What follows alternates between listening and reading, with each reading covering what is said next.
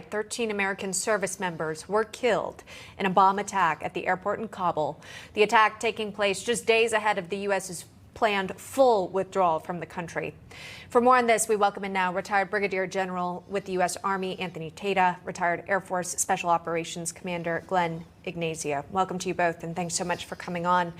Brigadier General Anthony Tata, could I ask you, what would you like to hear from today's hearing? What do you think is the point that needs to be driven home? Hey, Sean, Emma, great to be with you all.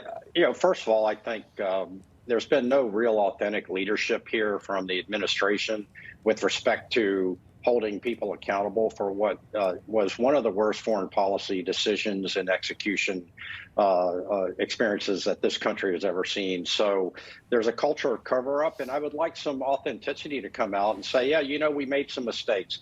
Keep in mind, this is the State Department's own investigation. What was very tepid, right? So if they're saying that there were mistakes, that it was egregious. And I would just like to see as a reach out to the generation of servicemen and women that were involved in Afghanistan over 20 years, some level of accountability, some level of, yes, we made some mistakes, we gave up Bagram, we went to the worst place in the country to evacuate from, and we didn't coordinate with our NATO allies, and we know that we fundamentally screwed this up, and here's who we're going to hold accountable.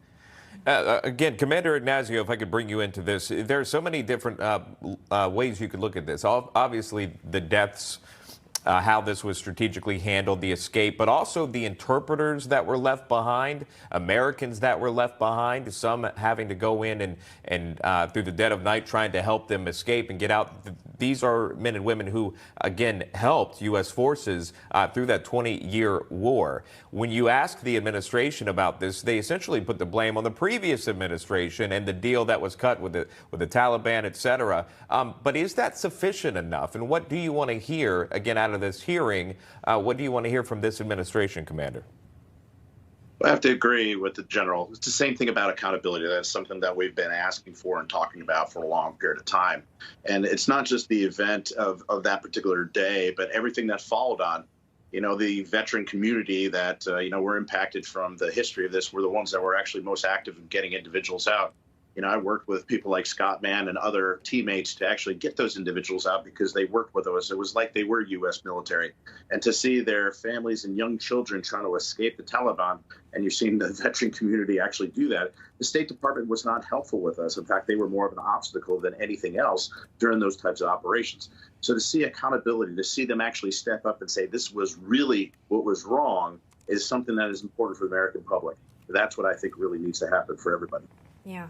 Not to mention that's the estimated $7 billion worth of military equipment that was left behind in the country that now could be very likely in the hands of Taliban fighters.